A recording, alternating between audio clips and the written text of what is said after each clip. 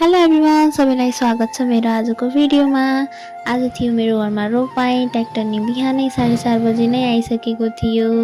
त्यसपछि म लागे नास्ता बनाउनतिर। नास्तामा आज तरकारी र पुरी बनाउँदै थिएँ रोप्न आउनेहरूको लागि। त्यसपछि सबै तरकारीहरू काटेँ मैले। त्यसपछि कराई बसाले, त्यसमा तेल हाले, तेललाई तात्न दिएपछि जिरो फुराए, प्याजलाई भुने, त्यसपछि टमाटर हाले, मसलाहरू राखे, फेरि सबै तरकारीलाई त्यसमा राखेर पाक्न छोडिदिए। मेरो हातमा फोरा परेको थियो, त्यही भएर मम्माले पिठो मुस्नु भयो। त्यसपछि त्यति बेलासम्म तरकारी नि पाकिसकेको थियो।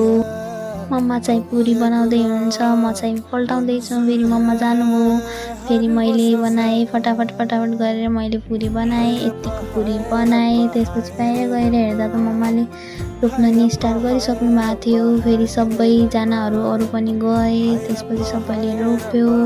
पानी पनि थोरै परिरहेको थियो। बिहानै यो खेतमा पानी नभएको कारणले ट्र्याक्टरले बनाएको थिएन, फेरि अहिले आएर बनाउँदैछ ट्र्याक्टर।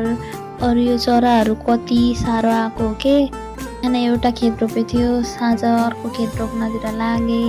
मम्मा चाहिँ रोप्दै हुनुहुन्छ, म बिउ कम परेर बिउ निकाल्न गएँ। फेरि त्यो खेतमा नि ट्र्याक्टर आयो, खेत बनायो। त्यसपछि म लागेँ फुल गोड्नतिर। अरू रोप्दै थिएँ, म फुल गोड्दैछु। यतिको फुल गोडेर बनाएँ। त्यसपछि यो गर्मीले फेस यस्तो भएको थियो, अनि पानी लगाएँ फुलमा। त्यसपछि सयपत्रीको फुल लगाउनु बाँकी नै थियो, त्यो फुल लगाएँ। त्यसपछि यतिको बनाएँ, अनि यति रोप्न बाँकी नै रह्यो। अनि यो चाहिँ नेक्स्ट डे मम्मा रोप्दै हुनुहुन्छ, अनि यो बिउ लगाएको खेतमा पूजा गर्नुपर्छ। त्यस भएर मम्माले पूजा गर्नुभयो। Thanks for watching. भेटौँला अर्को भिडियोमा। By by.